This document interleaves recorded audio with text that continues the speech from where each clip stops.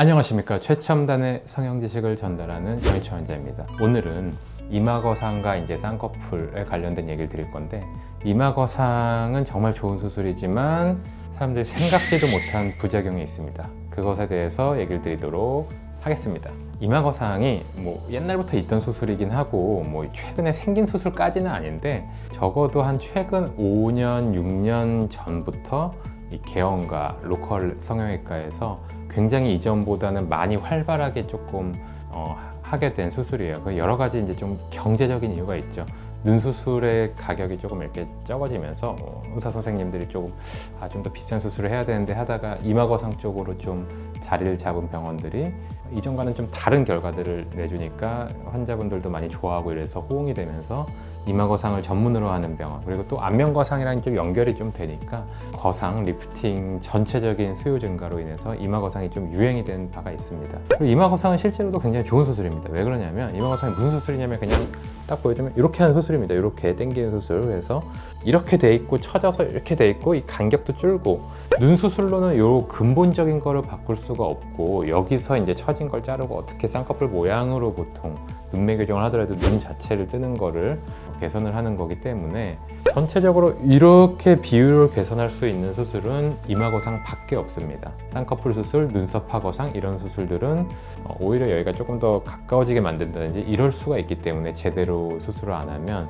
그래서 이마거상 많이 줄 수 있는 느낌과 비율 개선이 있어서 굉장히 좋은 수술인 건 맞습니다. 근데 단 하나 이제 조건이 있게 되는 거죠. 왜 그러냐면 쌍꺼풀이 중요하게 되는데, 쌍꺼풀이라는 거는 이 쌍꺼풀이 부자연스러우면 아무리 비율이 괜찮고 눈썹이 이렇게 위에 있어도 전체적으로 다 이상해 보이기 때문에, 이마거상이 근데 쌍꺼풀을 근본적으로 바꾸는 수술이라는데 가장 중요한 지점이 있습니다. 더 쉽게 얘기하면 이마거상은 쌍꺼풀을 굉장히 두껍게 만드는 수술입니다. 그렇기 때문에 어떻게 할 때만 수술해야 되냐면, 쌍꺼풀이 두꺼운 경우는 수술을 절대 하면 안 돼요, 이마거상을. 그리고 쌍꺼풀이 정상 정도로 딱 좋다라고 해도 두꺼워질 수가 있는 거죠. 그러니까 쌍꺼풀이 얇고 처져 있고 눈썹의 간격이 좁은 그런 경우에 한해서 수술을 해야 되는 경우가 이마거상 수술이 되겠습니다. 그래서 어떤 경우를 제가 많이 보냐면, 저는 이제 이마거상은 사실 많이 하진 않고 두꺼운 쌍꺼풀을 고치는, 좀 잘못된 쌍꺼풀을 고치는 수술을 많이 하다 보니까 이마거상 후에 생각지도 못했는데 소세지 쌍꺼풀이 됐거나 눈 위 꺼짐이 심해지거나 이런 분들을 굉장히 많이 보게 됩니다. 그래서 왜 이마거상 후에 그런 변화가 나타나는지 아이패드에 제가 그림을 그려서 설명을 드리면, 눈이 우리가 보통 이런 식으로 있고 동양인들의 눈에 쌍꺼풀이 없고 이제 처져 있다고 치면은 눈썹이, 그리고 또 굉장히 눈썹까지 이제 나이가 들면서 내려오는 경우가 많습니다. 그래서 이런 경우에 이마거상을 하면은 요 위에서, 저 멀찍이 위에서 이제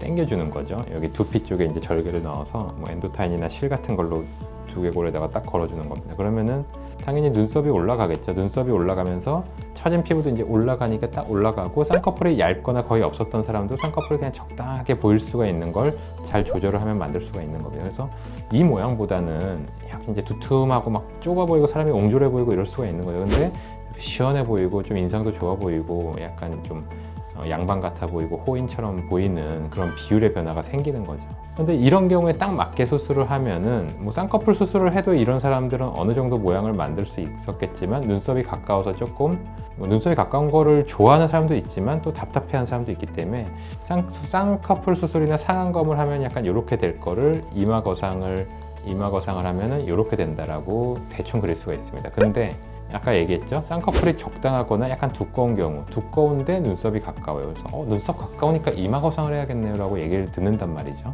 그렇게 되면 어떻게 되느냐, 눈이 완전 엉망이 됩니다. 쌍꺼풀 안 그래도 두꺼운데 더 두꺼워지면서 눈도 확 졸려버리고 눈썹이 이렇게 올라가면서 눈 위가 확 꺼져버려요. 왜 눈 위가 꺼지냐면, 옆에서 단면도를 보여드리면 눈알이 이렇게 있고 눈썹 뼈가 이렇게 있으면, 보통 위에 지방이 이렇게 있으면서 쌍꺼풀이랑 속눈썹이 이렇게 있는데, 이 위쪽의 피부를 멀리서 이마거상으로 이렇게 당긴단 말이죠. 그러면은 이 눈두덩이에 있는 피부가 안으로 들어가면서 당겨지게 됩니다. 그래서 눈이 꺼짐이 잘 생길 수밖에 없어요, 이마거상을 하게 되면. 그래서 지방 이식을 하면서 이마거상을 하는 경우도 있고 다양하게 대처를 하기는 하는데, 그래서 주의를 해야 되는 경우가 딱 두 가지로 제가 얘기를 하면, 쌍꺼풀이 이미 두꺼운 경우, 이미 눈이 꺼짐이 있는 경우는 이마거상을 할 때 굉장히 지금 상태가 조금 더 안 좋고 모양이 안 좋아질 수 있다는 걸 알고 수술을 하셔야 됩니다. 그래서 이마거상을 할 때 굉장히 주의해야 되는 경우는 다시 강조하자면 쌍꺼풀이 이미 두껍거나 눈이 꺼짐이 심한 경우, 그럼 이런 경우는 이마거상을 해서 이마거상을 절대 못하냐, 이마거상의 이런 좋은 효과를 절대 못 누리냐 한다면 복잡하긴 하지만 방법은 있는데 쌍꺼풀을 낮추는 수술에서 쌍꺼풀을 굉장히 얇게 만들고 그 상태에서 자리를 잡고 나중에 이마거상을 하면은 그래도 원하는 결과가 나올 수 있다. 왜냐면 쌍꺼풀이 두꺼워져서 소세지가 돼버리면 이마거상을 했건 뭐 했건 간에 굉장히 인상 자체가 이상해 보이기 때문에 정말 추천하진 않습니다. 그래서 이게 이제 이마거상을 왜 소세지 쌍꺼풀일 때 하면 안 되느냐, 왜 소세지 쌍꺼풀이 이마거상으로 인해서 더 심하게 생기느냐에 대한 얘기가 되겠고, 그래서 제가 이제 이마거상을 많이 하시는 환자분들 덕분에 소세지 쌍꺼풀, 이마거상 후의 소세지 쌍꺼풀은 약간 성격이 다릅니다. 일반적인 소세지 쌍꺼풀과 이마거상을 한 다음에 생긴 소세지 쌍꺼풀은 조금 더 피부 여유분이 없다라고 생각을 하면 돼요. 왜냐면 이렇게 당겨져 있으니까 쓸 수 있는 피부가 이렇게 당겨졌으니까 별로 없겠죠. 그리고 꺼져 있으니까 피부가 이렇게 딸려 들어가 있으니까 또 쓸 수 있는 피부가 별로 없고, 보통의 사람은 수술을 하고 어떻게 하면 눈썹이 약간 왔다 갔다 합니다. 그래서 약간 들었다가 눈이 편해지면 살짝 내려오고 이런 변화가 있는데, 이마거상을 한 눈들은 이렇게 딱 고정이 되어 있기 때문에 훨씬 더 피부 여유분이 적다라고 생각하고 약간 더 얇게 수술을 해야지 정확하게 원하는 모양을 만들 수가 있습니다.